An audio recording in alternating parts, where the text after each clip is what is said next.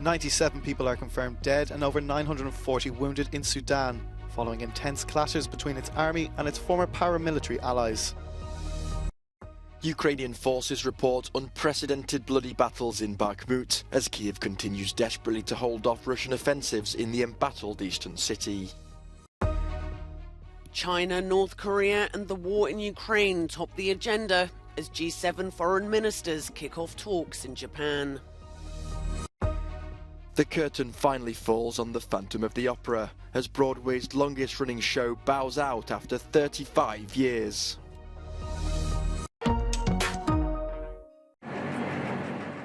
Plumes of smoke could be seen all around Sudan's capital, Khartoum, on Sunday, after a second day of intense clashes. As of Monday morning, the death toll stands at 97, according to the Sudan Doctors Syndicate. More than 940 people are believed to have been wounded since the violence began. يظل السلام هو الخيار الوحيد المتاح للشعب السوداني لتفادي الانزلاق للحرب الأهلية.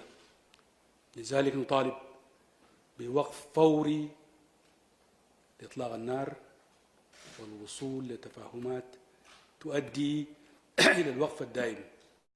The civil unrest broke out between the Sudanese armed forces and their former allies, the paramilitary Rapid Support Forces Group, who are fighting over a proposed transition to civilian rule. The military said it would not negotiate with the RSF, pledging to dismantle the group instead. The two factions jointly orchestrated a military coup in October 2021 that derailed Sudan's short-lived transition to democracy. Ukraine's military has reported unprecedented bloody battles in Bakhmut as Kiev continues desperately to hold off Russian offensives in the embattled eastern city. It follows claims made by Moscow on Sunday that the Wagner mercenary group had successfully captured two neighbourhoods in the city's suburbs. The death toll from Friday's missile attack by Russian forces on the eastern city of Sloviansk rose to 13 on Sunday after rescue crews pulled the body of a man from the rubble of an apartment building. Meanwhile, China's defense minister hailed ties with Moscow during a meeting with Russian President Vladimir Putin in the Kremlin on Sunday. This latest meeting between Russian and Chinese officials comes just 2 days after Germany's foreign minister urged Beijing to ask Russia to stop the war in Ukraine. China has refused to criticize Russia's military actions in Ukraine, but said it would not supply Moscow with weapons.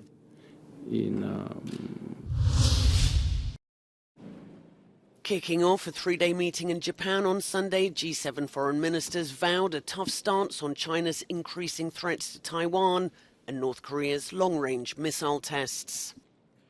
Day 2 will focus on Russia's war in Ukraine, with talks aimed at paving the way for action when G7 leaders meet next month in Hiroshima.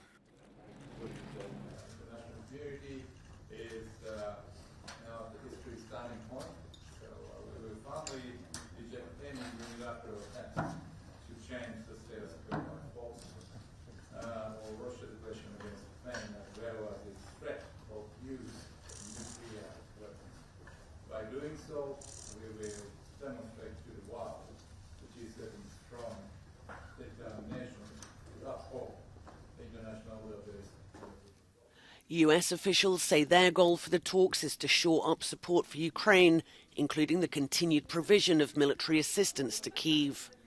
Ramping up sanctions against Russia will also be a priority. Nuclear disarmament, food security and climate change are also on the agenda.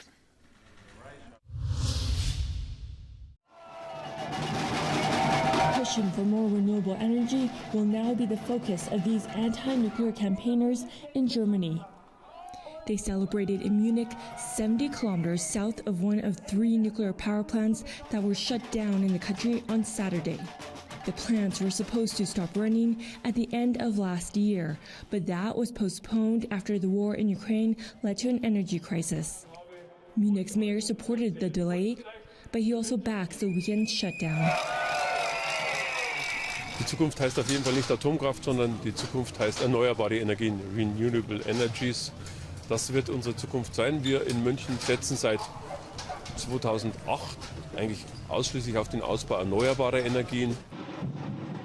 A survey done by YouGov in Germany found 65% of respondents wanted the plants to continue running, but the majority wanted them to shut down eventually. Opponents of the shutdowns say nuclear power plants provide an energy source with lower emissions. Germany has increased its use of coal as it shifted away from Russian gas last year. Both critics and supporters of the shutdowns say that renewable energy needs to play more of a role in Germany's future. But while there's plenty of wind energy in the north, there's a lack of infrastructure to bring it here to the south. And this is where many of Germany's industries are, and they demand a lot of energy. More than 40% of the country's energy is from renewable sources. Greenpeace says the advancement of clean energy technology happened more quickly than governments in the country expected. If there would have been more political will to develop and to really foster renewable energies, we could have been now much faster and much further than we are today. The Social Democrats who lead the coalition government say they are committed to cleaner energy. But the Free Democratic Party, which is also in the coalition, came out against the plant shutdowns. Environmental activists are concerned progress will be derailed by government infighting and want politicians to focus on fighting climate change. I think it's a problem for not only the young generation, but for all people, also the old people, but of course especially the young generation is faced with this problem and is going to be faced much more with it. Christina Jovanovski, Euronews, Munich.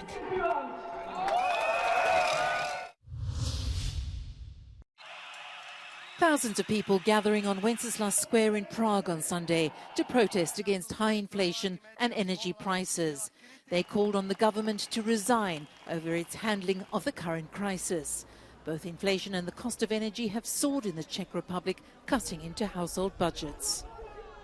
Dneska jsme tady, protože chceme vyjádřit svůj nesouhlas s touhletou dnešní vládou, s politickou situací, co se tady vůbec děje v České republice a v podstatě i v celé Evropě.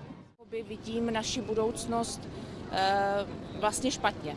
To znamená, zdá se mi, že krachují podniky, prostě lidi mají čím dál méně peněz a svým způsobem jakoby mám pochybnosti vlastně, co přinese budoucnost.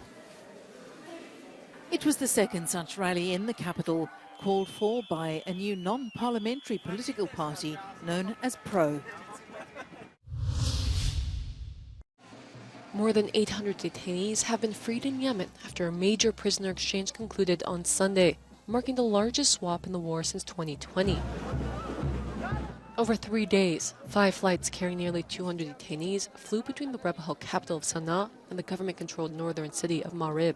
This, as representatives from Yemen's Houthi movement and Saudi Arabia are meeting for peace talks, raising hopes for a possible ceasefire in a war that has killed more than 100,000 people and left millions hungry.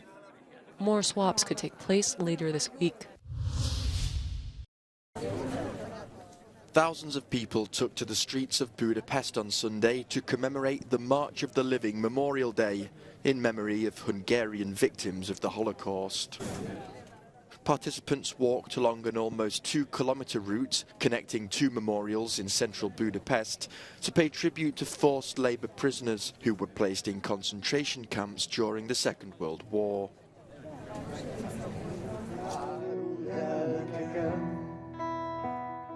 The event began with poems, songs and speeches. Part of this march is an act of rededication. Rededicating ourselves to summon the strength to engage with those with whom we disagree, and standing up to those who target the vulnerable, to those who use hate opportunistically, to those who use the sacred individuality of each of us to divide, marginalize, dehumanize. The European Commission Coordinator on Combating Anti-Semitism, Katharina von Schnurbein, was this year's guest of honour. Organisers had underlined the importance of encouraging as many Holocaust survivors and Righteous Among Nations award winners as possible to participate in the event. They rode in electric cars in the front line of the march. A budapesti megemlékezést követően 155 fő utazik Lengyelországba, hogy április 18-án részt vegyen a nemzetközi életmenetén, melyre csaknem 10 000 résztvevőt várnak a világ 54 országából. Kónya Rita, Euronews, Budapest. After 35 years and almost 14,000 performances, the curtain fell on The Phantom of the Opera at the Majestic Theatre in New York on Sunday night as the longest-running show in Broadway history took its final bow. Andrew Lloyd Webber's musical premiered in 1988 and has been seen by 20 million people, grossing over 1.2 billion euros. In our wildest childish dreams, we could never have imagined a success like Phantom.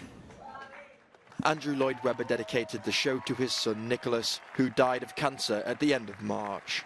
Thank you all, thank everybody, and thank you New York for being such a wonderful home for us. So thank you. The melodrama about a disfigured genius who haunts the Paris Opera and whose heart pines for the young soprano Christine is an adaptation of Gaston Leroux's French novel, which won 7 Tony Awards in 1988. I've seen the show a number of times over the years, but tonight was an extraordinary night. There were so many moments that I teared up and got goosebumps. The producers decided to end a record-breaking run after posting losses due to the COVID-19 pandemic. The Phantom of the Opera still runs in London's West End, and a Spanish version is set to premiere in October in Madrid.